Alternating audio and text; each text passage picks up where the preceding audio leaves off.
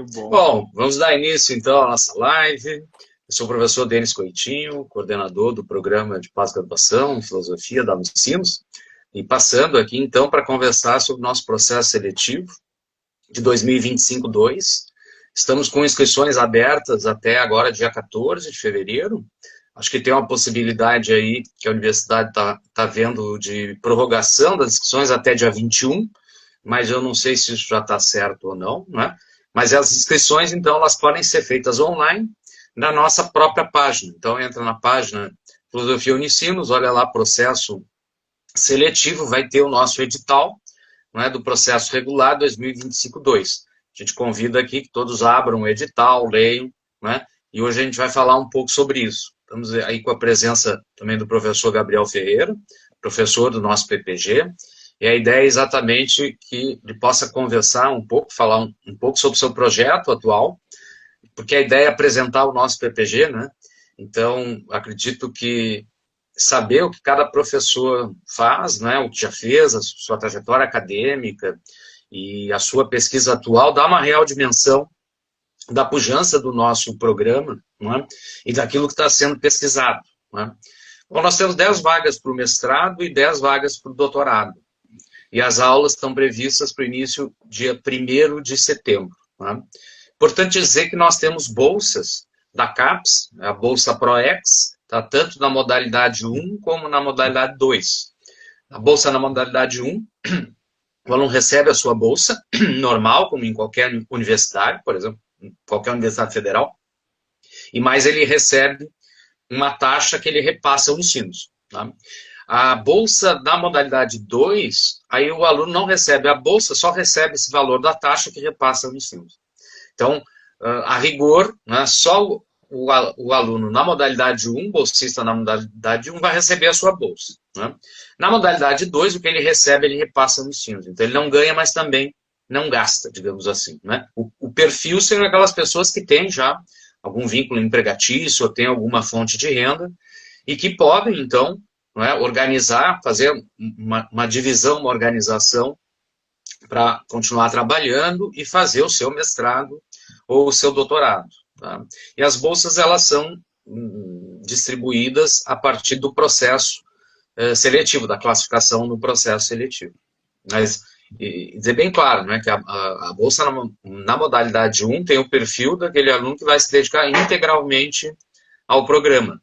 Se alguém que trabalha parcialmente ou 40 horas não tem o perfil para essa bolsa. Então, aí teria o perfil da bolsa na modalidade 2. Né? Falando sobre o ProEx, importante dizer também que, além das bolsas, nós temos uma verba de custeio do ProEx CAPES, né? É um valor anual, do qual nós usamos esse valor para apoiar alunos e professores para apresentação de trabalhos, sobretudo em eventos, eventos internacionais, mas também eventos nacionais, e a gente auxilia com a compra de passagem ou mesmo diárias. Tá? Cada aluno pode solicitar, então, por ano, no valor até R$ 2.000, para fazer, então, a apresentação de trabalhos. Também pode ser para publicação, mas isso é menos. Nós acabamos já apoiando publicação de professores, não é? Agora vamos apoiar também uma publicação do professor Castor, mas, em geral, a maior parte desse recurso é usada para apoiar alunos e professores na participação em eventos com a apresentação do trabalho. Aumentou bastante, não é, o número de alunos participando de eventos com apresentação de trabalhos a partir do ProEx. Tá? Nós temos o valor do ProEx, ele é equitativo entre professores e alunos. A metade do valor vai para os professores, metade para os alunos. Também os professores têm um teto aí que podem pedir, e o teto dos alunos vai, então, R$ 2.000 por ano. Então, no mestrado, por exemplo, você pode pedir 2 vezes, não é? No doutorado, 4 vezes. Tá bom? Sobre as bolsas de estudo, eu queria falar uma coisa bastante importante. Muitas vezes acontece, né, do aluno não se inscrever, do candidato não se inscrever em todas as modalidades de bolsa, né, depois que ele faz a inscrição. E aí, o que acontece? Acaba o processo seletivo, a gente tem uma bolsa para distribuir, mas não podemos fazê-lo porque o candidato não pediu a bolsa, não solicitou a bolsa. Então, nossa indicação é, você vai fazer a inscrição, terminou a inscrição, vai entrar para fazer o pedido da bolsa, né? E peça todas as bolsas. Né? Clique ali em todas as bolsas, mesmo que... Não, a bolsa não me interessa. Não importa. Clique ali em todas as bolsas. Depois, se você for aprovado no processo seletivo, bom, você não vai ter a bolsa implementada, porque ela não está dentro do seu perfil, não há problema. Tá? Inclusive, no edital, nós colocamos assim, ó, inscrições a bolsas de estudo. Verifique as informações sobre os editais de bolsas na página dos cursos, né? Em bolsas e financiamentos. As inscrições para bolsas de estudo ficarão disponíveis ao final da inscrição do curso na área do candidato. As inscrições para bolsas de estudos devem ser feitas à parte, após a solicitação, após a inscrição para a seleção no curso, no ícone específico para a solicitação da bolsa, que estará disponível na área do candidato. Observe que as inscrições para bolsas podem ser feitas em mais de uma modalidade.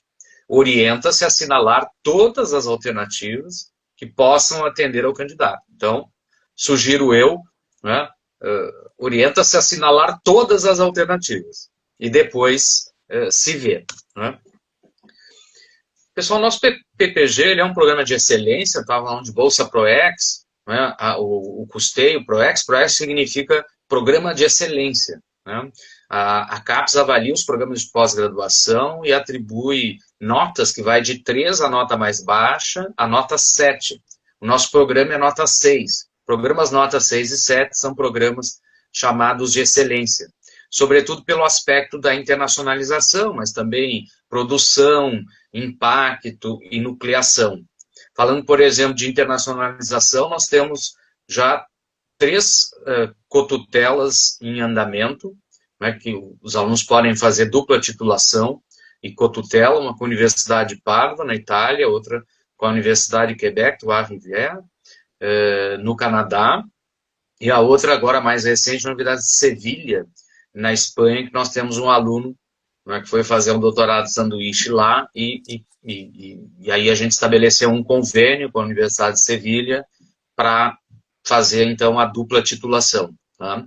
E isso é possível a gente estender para outras instituições, tá bom? Claro, cada instituição, cada país tem lá, não é, os seus pré-requisitos, quanto tempo a pessoa deve ficar na instituição, às vezes é 1 ano, às vezes é meio, e assim por diante, né? Mas é mais ou menos isso, vai entre 6, 8 a 1 ano de permanência na instituição, já é possível fazer uma dupla titulação.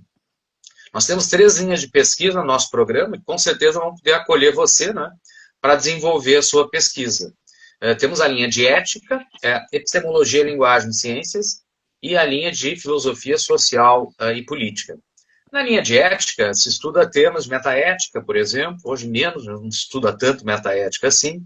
Ética normativa, por exemplo, as teorias morais, como utilitarismo, teoria deontológica, ética das virtudes, etc. E também temas de ética aplicada, aí são muitos temas, questões de bioética, eutanásia, aborto, melhoramento humano, etc. Né?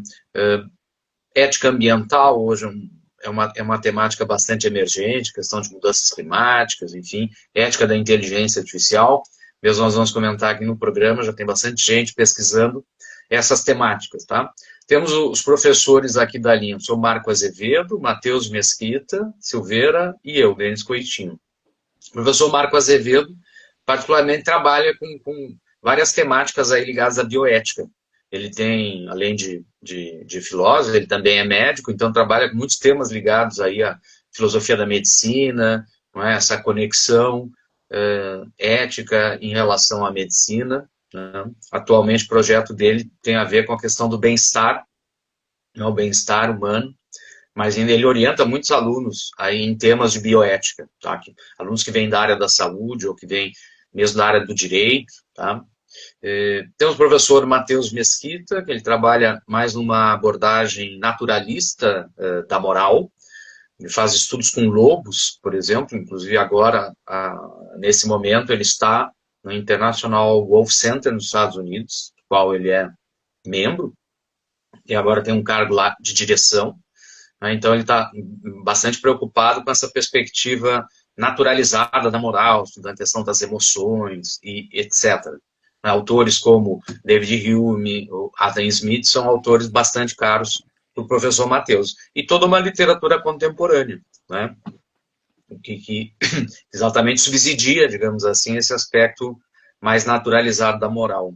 Eu estudo mais temas de ética normativa, por exemplo, teorias de justiça, modelo contratualista, ética das virtudes. Também trabalho com temas aplicados agora, ética da inteligência artificial, tenho trabalhado bastante, também ética das mudanças climáticas, seriam temáticas, assim, a questão da punição, são temáticas que vem me acompanhando aí há bastante tempo. Né? Temos a linha de epistemologia, linguagem e ciências, que estuda vários temas tradicionais da filosofia, como temas ligados à teoria do conhecimento, né? Lógica, filosofia da linguagem, filosofia da mente, filosofia das ciências, e mesmo filosofia da religião. Os professores da linha são os professores Luiz Roden, Gabriel Ferreira, que está aqui conosco, o Celso Azambuja. O professor Luiz Roden, por exemplo, trabalha numa perspectiva da fenomenologia e da hermenêutica. Por exemplo, ele é um grande especialista em Gadamer, por exemplo, que é um autor importante, não é, para a hermenêutica, também orienta autores como Heidegger, e atualmente ele tem feito um trabalho de usar a hermenêutica para pensar a questão ambiental, para pensar a questão ética ambiental, sustentabilidade. Então, tem se dedicado a esse tema. Sou Gabriel Ferreira, logo mais vai falar aqui sobre o seu projeto. O professor, ele é um especialista no pensamento de Kierkegaard, inclusive sua tese ganhou menção honrosa no prêmio CAPES de tese. O professor Gabriel tinha estudado com o professor Álvaro, que é um grande especialista em Kierkegaard, mas também estuda vários temas, não é, contemporâneos, aí, de filosofia do século XIX, início do século XX, questões de metafilosofia, né, questões de ontologia, e atualmente o seu projeto é sobre justificação pública, questão do inferencialismo, mas depois o professor vai falar, né, melhor sobre isso. Temos o professor Celso Azambuja também nessa linha, né, tradicionalmente o professor tem a sua formação em Nietzsche, inicialmente, também ele tem formação doutorado em psicologia social, estuda temas de ética da inteligência artificial, transhumanismo, por exemplo, filosofia da tecnologia, inclusive o professor Celso é membro do GT, Filosofia da Tecnologia. E, por fim, a filosofia social e política estuda temas, por exemplo, de filosofia do direito, a legitimidade do poder político, isso é um tema clássico aí na filosofia social e política, o que legitima o poder político, teorias da justiça, a questão de direitos humanos, a questão da democracia, né, políticas públicas e muitas outras temáticas. Os professores da linha são os professores Castor Ruiz, trabalha mais uma perspectiva da biopolítica, o professor Castor Ruiz é bastante conhecido, não é, nessa área das pessoas, por exemplo, que trabalham com autores como Michel Foucault ou George Agamben, são autores, não é, do qual ele orienta, não é, alunos que querem estudar a partir dessa perspectiva Foucaultiana ou de Agamben, né, mas dentro desta perspectiva da biopolítica. Tá? O professor Castor é bastante ativo e ele trabalha com várias temáticas, inclusive essa temática das mudanças climáticas, ressaltando a questão da injustiça ambiental, né, a questão dos refugiados também, a questão das vítimas. A professora Marcia Jungs, ela é uma especialista em Nietzsche, tá, e também em George Agamben. Então, as suas pesquisas, ela procura dialogar sempre com esses autores. Atualmente, a professora Márcia tem uma pesquisa sobre a crise da democracia, crise das democracias liberais, né, a partir do crescimento do neofascismo. Então, veja bem, é uma temática bem atual essa. Né? E ela trabalha aí com esses autores, como eu falei também, Foucault, George Agamben, o mesmo Nietzsche, que servem de fundamentos aqui para as pesquisas da professora. Temos o professor Inácio Helfer. O professor Inácio é um especialista em Hegel, inclusive ele é presidente, atualmente ele é presidente da Sociedade Hegel do Brasil. O seu projeto atual é a teoria da ação em Hegel, por exemplo. Mas ele também trabalha outros autores e orienta em outros autores, como Axel Honneth, outros autores da teoria crítica, né, que são hegelianos ou neo-hegelianos, enfim, né, dentro dessa perspectiva, assim, Ronald Dworkin, que é professor conhece, né, John Rawls, enfim, né, e Axel Honneth. E, por fim, o professor Hernan Ramírez, que é um professor compartilhado com o PPG de História, então ele tem a sua formação também em História e Ciência Política, e trabalha com temas da atualidade, tá, sobretudo latino-americana. Então, por exemplo, atualmente, o professor Hernan está pesquisando as mudanças nas condições do trabalho, por exemplo, na América Latina, a partir da perspectiva do neoliberalismo. Então, falei um pouco aqui das pesquisas também, não é, dos professores, para vocês poderem exatamente conhecer, né, mais ou menos, eu acho que eu teria mais afinidade com esse professor para me orientar em tal trabalho. Então, a dica exatamente é essa, né? Entre no site, olhe lá, corpo docente, vocês vão ter toda uma breve descrição de cada docente, como eu estou fazendo aqui, mas também a formação desses docentes, etc. Um link para o currículo Lattes, deem uma olhada lá. E tem um e-mail de todo mundo. Aparece lá o e-mail, copia e manda um e-mail. Portanto, me interessei a pesquisa do professor Gabriel, que ele faz, quero orientação com ele.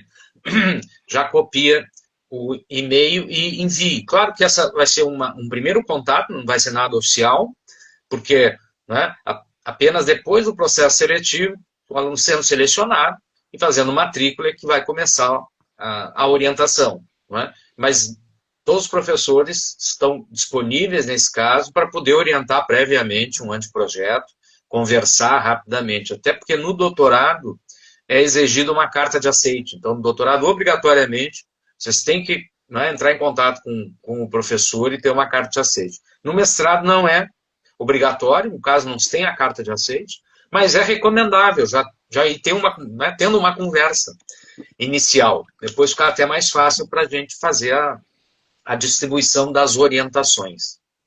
Também queria falar um pouco sobre a estrutura curricular do nosso PPG, para todos terem uma ideia mais clara de como ele funciona. Né? Ele é um programa bastante enxuto em termos de estrutura curricular. Por exemplo, no mestrado, o aluno só precisa fazer 14 créditos em disciplinas optativas. Tá? Isso dá o quê? 5 disciplinas. As nossas disciplinas têm 3 créditos. Tá? Só tem uma disciplina obrigatória, que o aluno deve fazer, que é o seminário de dissertação. Mais, né, créditos obrigatórios é a publicação, o aceite de um artigo, a apresentação de um trabalho em evento da área e 45 horas de participação em eventos. Então, a gente diminui o número de disciplinas para que o aluno tenha, né, essas outras atividades acadêmicas que são importantes, como escrever, publicar, participar de eventos e apresentar trabalhos. No doutorado, são 12 créditos que devem ser feitos em disciplinas optativas, então são disciplinas optativas, né? Nessas disciplinas de 3 créditos. A disciplina obrigatória é o seminário de tese, e mais o aluno tem que ter a publicação ou aceite 2 artigos, 2 apresentações de trabalhos e 45 horas em participação em eventos.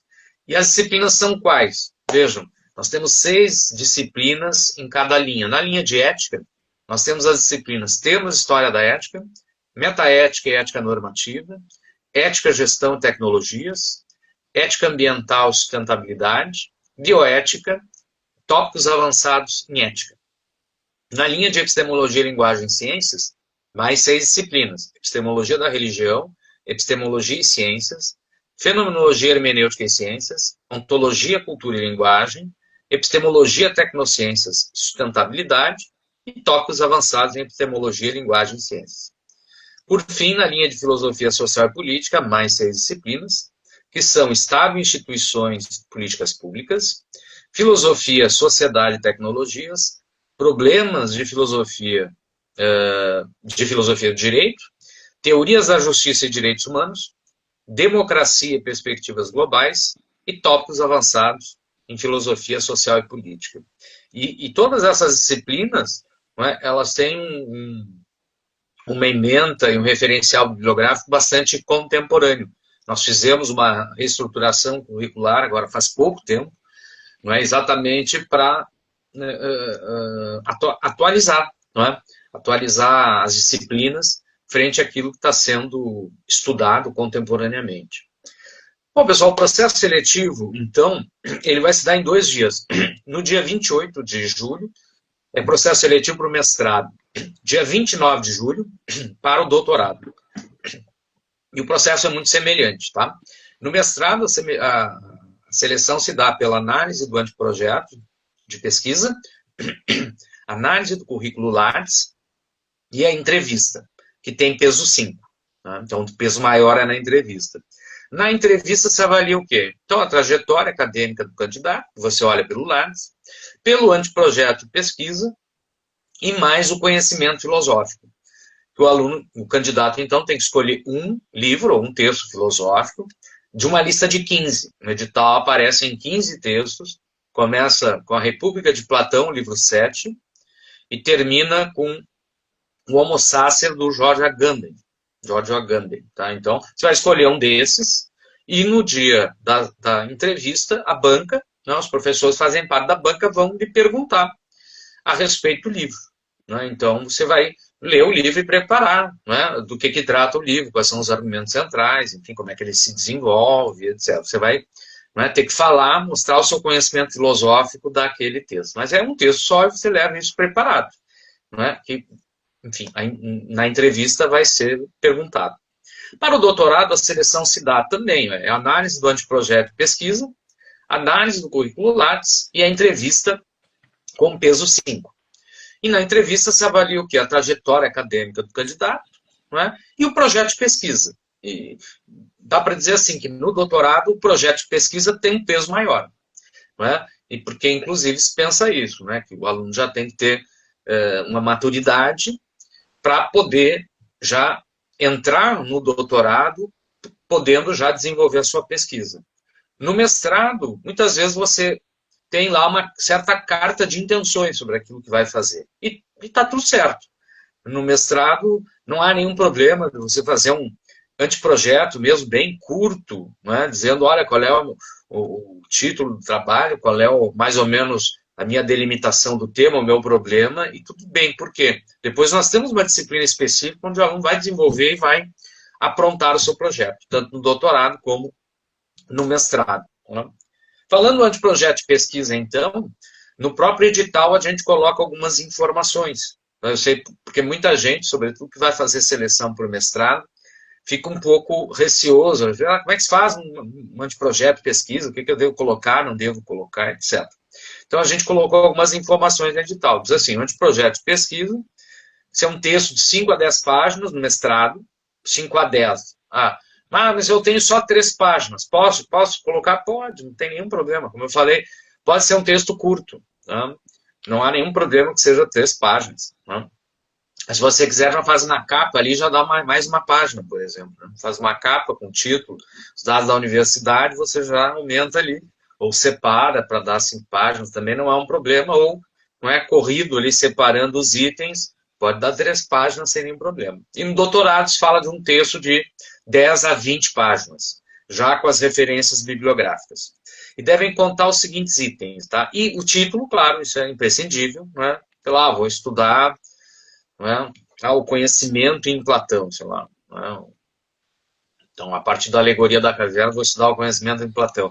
Né? Bom, aí eu vou apresentar o problema de pesquisa, apresentação do problema de pesquisa, qual é o problema que está em jogo aqui com a ideia do conhecimento em Platão, vai ter a ver exatamente com essa distinção que ele vai fazer, né, entre o mundo real e o mundo aparente, né, sobretudo nessa perspectiva do mundo real ser constituído de um mundo ideal, de fato, né, um mundo aparente ser conhecido pela sensibilidade, pelos sentidos. Então, quer dizer, o conhecimento seria dado exatamente pelo conceito, pelas ideias. Mas, enfim, isso seria o problema.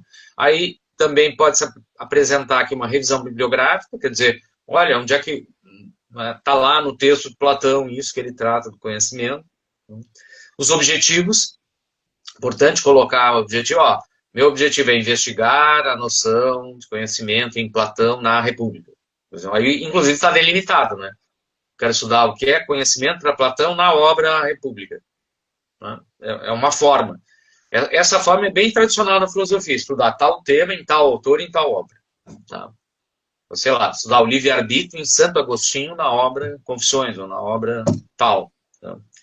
Aí a relevância e a atualidade da proposta, né, porque essa pesquisa é importante, quer dizer, qual é a relevância dela, por que eu justifico, porque não tem muito estudo sobre isso, ou porque aqui eu tenho uma originalidade nesse estudo que eu estou fazendo, ou porque isso é importante para os estudiosos de Platão, isso é importante, isso seria uma justificativa interna ao pensamento daquele autor. Às vezes, quando é matemática, aquilo é importante para tal coisa, às vezes até tem uma importância social, por exemplo, questão de estudar a ética das mudanças climáticas, você tem uma importância social. As mudanças climáticas estão aí, né? Quer dizer, estão digamos assim, ameaçando a nossa existência no planeta. Então, bom, você tem uma justificativa real social para pesquisar sobre isso. Né? Poderia ser uma forma de justificar. Cronograma e referências bibliográficas. Tá? Isso sempre é importante, aquelas referências que você já tem, que são importantes. Platão e alguns comentadores, Platão, a República, e alguns comentadores, e está pronto. Né? Fiz aqui esquematicamente o meu anteprojeto de pesquisa. Por isso é o nome, né? Anteprojeto de pesquisa.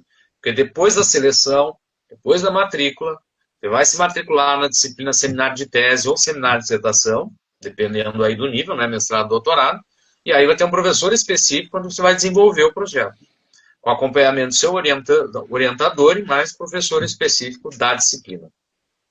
Bom, por fim, algumas informações sobre as aulas. No início das aulas, eu tinha dito lá no início da live, elas estão previstas para 1º de setembro. Então, a gente tem um processo seletivo agora em julho, e aí você tem ainda o período de agosto para fazer a matrícula, né? Na matrícula você já vai escolher quais disciplinas você vai fazer. Em geral, nós ofertamos de 5 a 6 disciplinas no semestre. Se eu não me engano, agora em 2025, nós temos 6 disciplinas aí para serem ofertadas. Né? Então, fora o seminário de tese ou seminário de dissertação, que é obrigatório, as outras são optativas. Você vai escolher a disciplina a partir, né, pode conversar com o orientador e tudo, mas a partir do seu interesse, daquela pesquisa que você está fazendo, no mestrado, no doutorado, ou no interesse específico sobre aquela temática que está sendo oferecida. Né?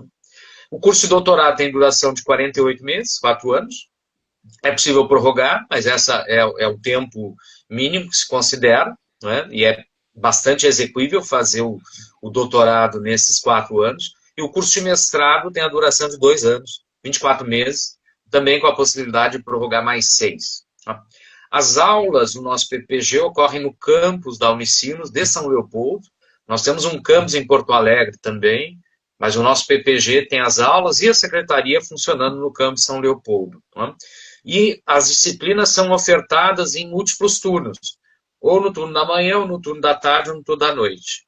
Nesse semestre, por exemplo, agora 2025-2, nós vamos ter as disciplinas nos 3 turnos. Alguma disciplina ofertada pela manhã, outra pela tarde, outra pela noite. Até para facilitar, porque quem trabalha durante o dia vai poder fazer uma disciplina à noite. Quem tem responsabilidades à noite, alguma coisa assim, vai poder fazer as disciplinas ou manhã ou tarde, né? Nesse período aí, o vespertino. Tá? O programa ele é presencial, com possibilidade de atividades remotas, tá? Realizadas de forma síncrona. Por exemplo, às vezes disciplinas são ofertadas que você pode fazer dessa modalidade síncrona remota. Grupos de pesquisa também, todos nós professores têm grupos de pesquisa e eu acredito que todos, não é, têm essa modalidade de participação online, síncrona remota, quer dizer, o aluno pode estar em outra cidade, em outro local, e ele participa do grupo sem nenhum problema, né? E a partir dessa, digamos assim, facilidade tecnológica. Tá? Para mais informações, para quem se interessou, mas quer ainda tirar dúvidas, de repente alguma questão mais burocrática, sobre a documentação que precisa lá colocar na inscrição, pode entrar em contato com a secretaria, tá? O endereço do nosso PPG é ppgfilo@unicinos.br.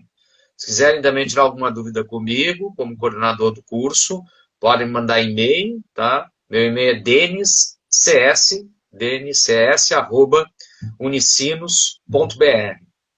E convido todos a olhar o nosso site, abrir o edital, né? Que aí eu acho que esclarece também, inclusive, a respeito da documentação. E lá no site vocês vão ter informações dos professores, de projetos de pesquisa, das bolsas e financiamentos, nossos eventos. Também convido vocês a darem uma olhada, né, na nossa página do YouTube, que é Filosofia Unicinos, tá? Onde lá nós temos gravados a grande parte dos eventos que a gente já realizou na Unicinos, aí ao longo da sua história, e está disponibilizado lá em vídeos. Acho que também é uma boa maneira de conhecer aquilo que a gente realiza, né? Nós temos um evento anual que é bastante importante, que é o Colóquio Internacional de Filosofia, e ele sempre trabalha com matemática diferenciada, então, e também vários outros eventos são organizados pelos nossos professores. Além do colóquio internacional, nós temos o Seminário Discente, que é organizado pelos alunos, mestrandos e doutorandos, e é uma possibilidade, então, de alunos de PPG poderem apresentar trabalhos, né, parte, às vezes, da sua dissertação ou tese, poder ter um feedback do andamento do seu trabalho. Bom, agora passo aqui a palavra para o professor Gabriel Ferreira, não é, para ele falar um pouco mais aqui para todo mundo, conversar um pouco sobre o seu projeto, sobre a sua trajetória, porque essa é a ideia, né?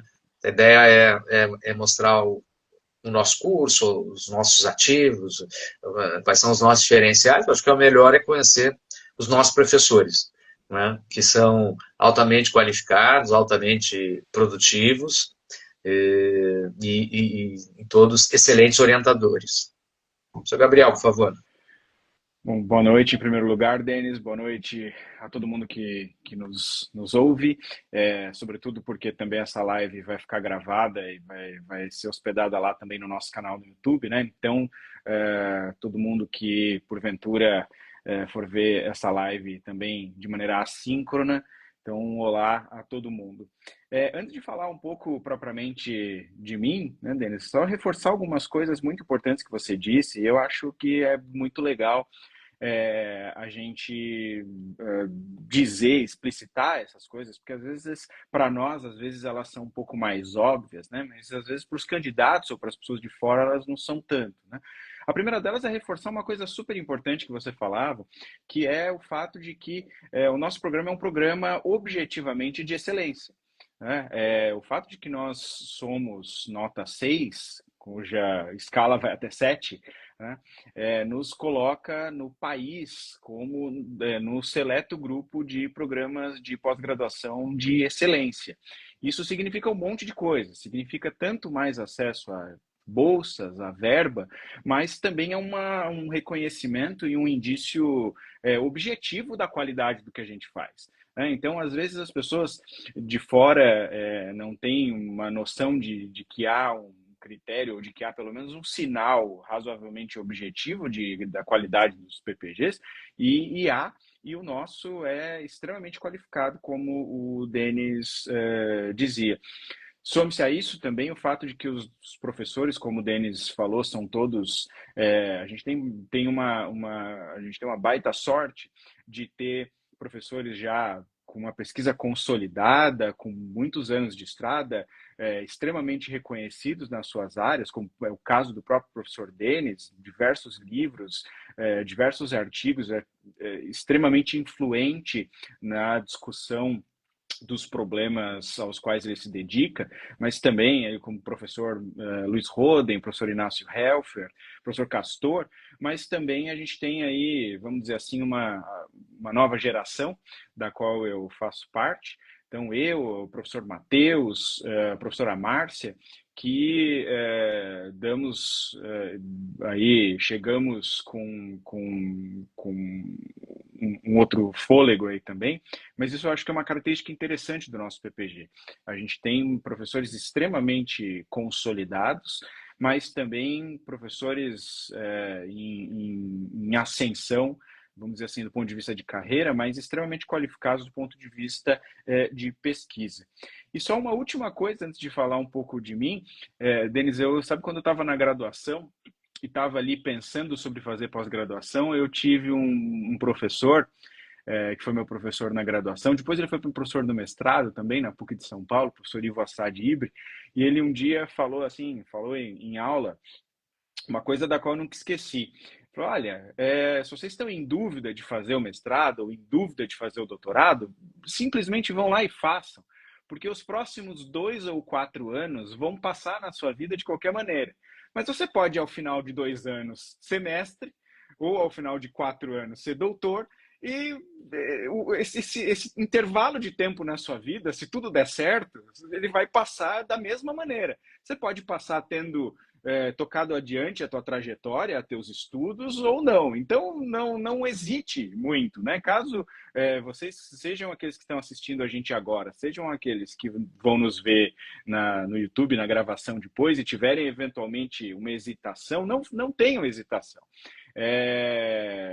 Matriculem-se no processo, inscrevam-se no processo, toquem adiante, conversem com os professores. Se tem uma coisa que o professor adora, é aluno interessado. Então, como o Denis disse, olhe lá os e-mails, os nossos e-mails no site, contatem os professores, porque o tempo vai passar igual e você pode passar fazendo a pós-graduação, que é um momento riquíssimo da formação. Eu também tive um excelente professor na graduação, o professor Benjamin de Souza Neto, agora falecido, que dizia, olha, na graduação é simplesmente para você se alfabetizar em filosofia, né? É na pós-graduação que você realmente começa a produzir, e as pessoas esperam de você, agora esperam mais de você na pós-graduação. Então, a pós-graduação, seja no mestrado, seja no doutorado, é um momento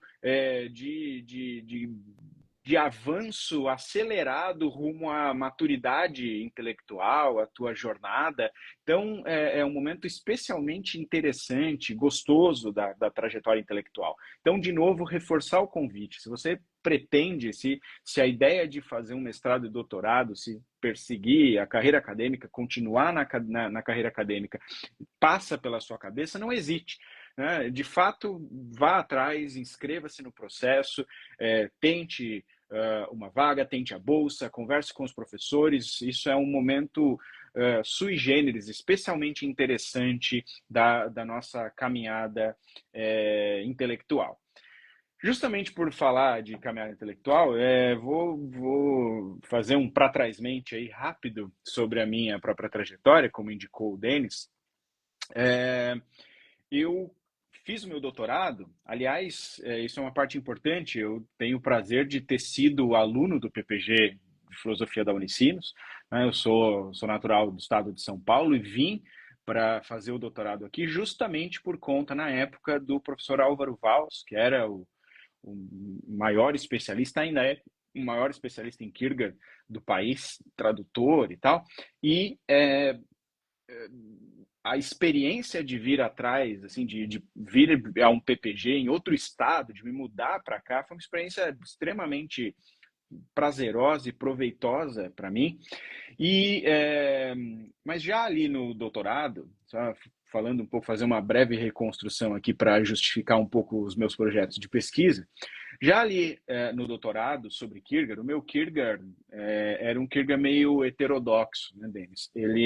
Eu falava ali de alguns temas sobre Kierkegaard, por exemplo, ontologia, e mesmo a recepção que o Kierkegaard fez da querela da lógica, da Logische Frage no século XIX, ali com Hegel e tal, e já era um Kierkegaard, eu digo heterodoxo, porque não são os temas mais comuns, né, quando a gente pensa em Kierkegaard. Quando a gente pensa em Kierkegaard, todo mundo pensa em ficar angustiado, desesperado, e geralmente são esses os problemas e os temas que normalmente aparecem na nossa cabeça. Eu tinha já uma inclinação a temas de metafísica, de lógica, de epistemologia, e eu persegui um pouco isso ali nas obras mais tardias do Kierkegaard. Isso me levou a um interesse que justifica um pouco um dos meus projetos de pesquisa atual, que é justamente intitulado Metametafísica e Metafilosofia nas origens da filosofia contemporânea. Então, como o Denis mencionou, um dos meus interesses é o surgimento da filosofia contemporânea, nos séculos finais do século, nas décadas finais do século XIX e no começo do XX. onde a gente encontra um conjunto de problemas que dão origem tanto àquilo que hoje a gente chama de filosofia analítica, quanto àquilo que a gente chama de filosofia continental, ou de tradição hermenêutico-fenomenológica. Isso porque há ali um universo de problemas que eu vi ali enquanto fazia o doutorado e estudava o Kierkegaard nessa perspectiva, um cluster ali de problemas, um conjunto de problemas que explode em uma série de problemas que são ainda os nossos hoje. Por exemplo, problema do próprio estatuto epistêmico da filosofia frente, por exemplo, às ciências naturais. Isso é típico daquele momento.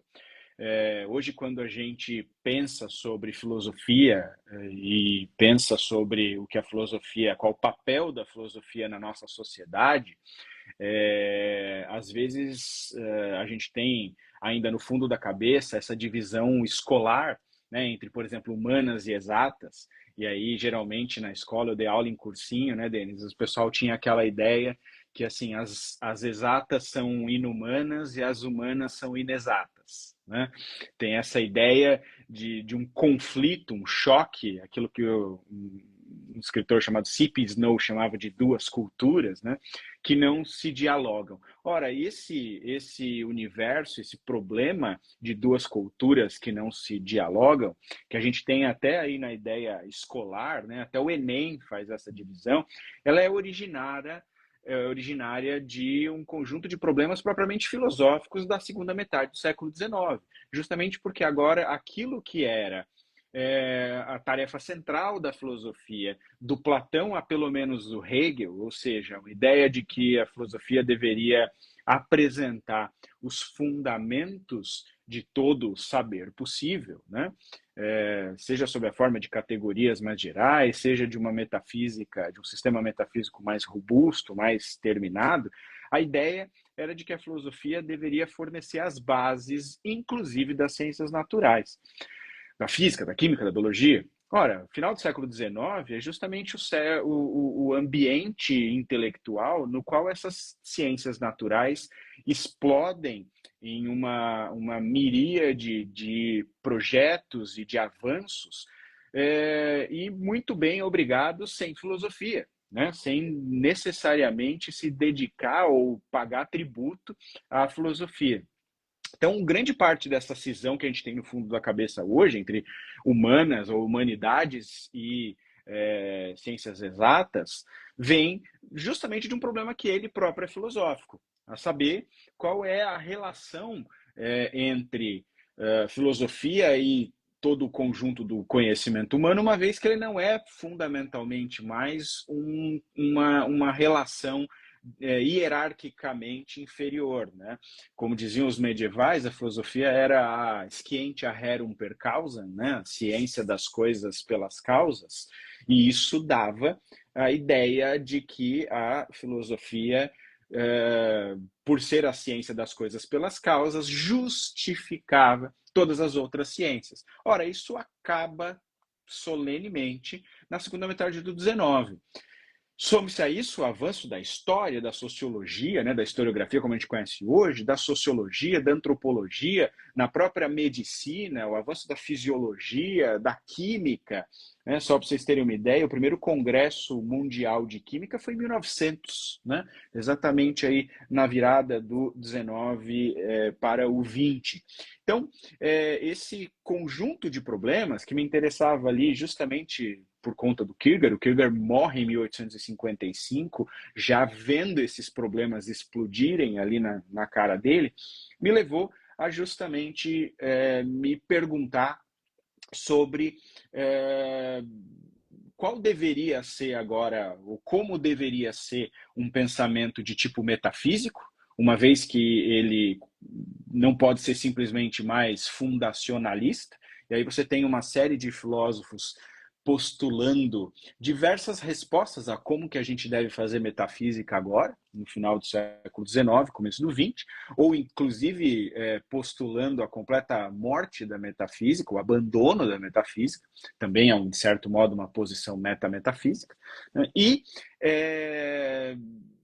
o que me conecta com o meu segundo projeto de pesquisa atual é a ideia de que, bom, uma vez que a gente tem esse avanço brutal das ciências naturais e uma paulatina suspeita epistêmica em relação à filosofia, o nosso conceito de razão, de racionalidade, também vai sendo moldado, né, Denis? Isso a partir, pelo menos, do século XVI, XVII, ali com Galileu, com Kepler, é, com o próprio Descartes, Leibniz, mas isso vai sendo moldado até um ponto em que a nossa ideia de racionalidade ela é modelada fundamentalmente a partir da ideia da racionalidade científica, né, das ciências naturais.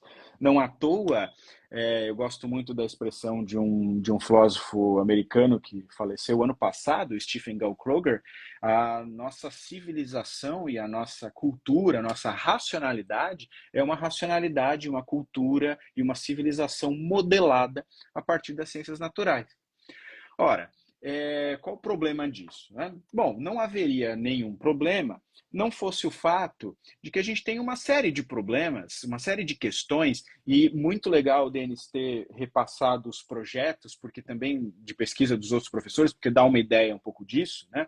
Há uma série de problemas, como, por exemplo, problemas de tipo moral, problemas que são eticamente sensíveis ou relevantes, ou também problemas de tipo político, que fundamentalmente são problemas que, embora às vezes eles até sejam oriundos, sejam provenientes das próprias ciências, como por exemplo problemas ambientais, eles não podem ser totalmente solucionados no interior da dinâmica simplesmente destas próprias ciências. Ou seja, a medicina tem problemas moralmente salientes que não podem ser resolvidos no interior da metodologia da medicina. As novas tecnologias criam problemas que não podem ser dirimidos fazendo uso estritamente da metodologia ou de um certo tipo de racionalidade circunscrito no interior dessas mesmas ciências. Então, uma coisa que começa ali no final do 19 e se espraia pelo 20 e pelo 21 é justamente a ideia de que, bom, se parece que por um lado a filosofia não tem mais pão para entregar, né? Não produz mais nada de muito relevante. Por outro lado, é a própria filosofia que se dá conta de que há uma série de problemas novos que, no entanto, não podem ser solucionados de maneira exclusiva por nenhuma destas ciências ou por nenhum tipo de metodologia próprio dessas ciências que foram se independentizando ao longo do 19 e do 20. Então, uma das coisas que me interessa agora, e que é o meu segundo projeto de pesquisa, é pensar, bom, dados alguns problemas bem práticos que a gente tem, sobretudo se a gente pensar nesses problemas aos quais o Denis fazia referência, problemas ambientais, problemas morais, problemas políticos, problemas ligados à tecnologia. Então, ou seja, basicamente os problemas que todos nós, com os quais todos nós estamos lidando, parece haver uma certa urgência acerca de um conceito, de uma ideia de racionalidade ou de razão que nos auxilia a dar conta desse universo de problemas. Uma vez que, por exemplo, esses problemas eles não são solucionáveis de maneira simplesmente hipotético-dedutiva. Né, Denis? Vários desses problemas aos quais você fazia referência, eles não são tratáveis em termos, por exemplo, simplesmente de uma hipótese, experimento e evidência, ou às vezes até o próprio conceito do que nós consideraremos evidência é um problema filosófico em aberto nas diferentes áreas, nas diferentes ciências. Então parece que ao longo desse processo, que tem aí pelo menos uns 400 anos de evolução de um conceito de racionalidade, paralelo a um tipo de conhecimento, que é o conhecimento das ciências naturais, a gente foi deixando para trás algumas coisas que poderiam nos ser importantes hoje. Né? É, só para indicar um pouco, assim, quem faz esse tipo de descoberta não sou eu, não há nada de muito genial na percepção desse problema. Esse é um problema que o Russell, filósofos de várias vertentes, de vários sabores, já apontam esse tipo de coisa. Né? Você encontra isso num Russell da crise das ciências europeias, mas você encontra isso, por exemplo, até às vezes no próprio Frege, falando sobre a distinção entre sentido e verdade. Né? Por isso que às vezes até o próprio Frege fala sobre, por exemplo, a racionalidade, até na literatura, por exemplo. Então, às vezes, por mais chocante que possa parecer, um filósofo analítico, logicista como Frege, né, falando para eventualmente outros tipos de concepções de racionalidade, mas ainda filósofos do final do XIX, né, como a tradição neocantiana, o Cassirer, o Nathorp, o Cohen, mas também o próprio Nietzsche, que o Denis mencionou, que é objeto de trabalho tanto do professor Castor quanto da professora Márcia. Enfim, tudo isso me levou a pensar que tipo de conceito de racionalidade a gente precisa para lidar com os nossos problemas quando estamos diante de problemas no debate público, na esfera pública. Aquilo que o Habermas chama de esfera pública como uma instituição nascente ali, justamente também nos séculos XVIII e XIX. Né? O Habermas diz, olha, a gente surge, parece, nesse ambiente aí, uma nova esfera de coisas, que é o que ele chama de esfera pública, justamente ali, tanto tornada possível pela emergência até de ambientes físicos, salões, cafés, nos quais as pessoas discutiam, mas também pela certo enfraquecimento das monarquias, enfim, as pessoas podem agora, elas começam a discutir os problemas da sociedade. Né? Isso deu origem a uma série de coisas, por exemplo, inclusive a própria tradição do liberalismo e tal, que o Denis aqui conhece como ninguém no Brasil, a partir do John Rawls e dos seus epígonos.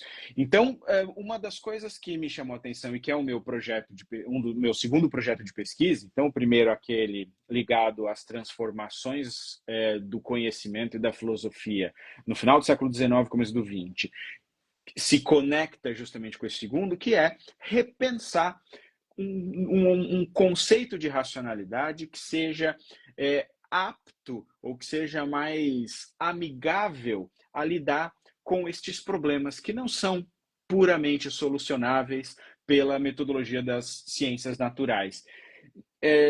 A saber, a minha proposta e esse modelo, essa ideia, ela é burilada a partir dos insights de uma tradição que começa lá nos Estados Unidos com o pragmatismo americano, também no final do século XIX, mas depois vai receber avanços aí com Wilfrid Sellars e mais especificamente o que hoje se chama aí da escola de Pittsburgh, Robert Brandon e o John McDougall. Aí só para contar uma coisa interessante, eu tive a oportunidade de fazer um estágio pós-doutoral justamente com o professor Robert Brandon e trabalhar ali com ele um especialismo daquilo que ele chama de expressivismo lógico. Então, vejam que esse breve para trás mente que eu fiz aqui, né, reconstruindo um pouco o meu percurso, é um percurso de problemas que por assim dizer, aglutinam uma quantidade gigantesca de outros subproblemas que pode vir a interessar vários de vocês que estão assistindo a gente, seja aqui, seja depois na gravação. Né?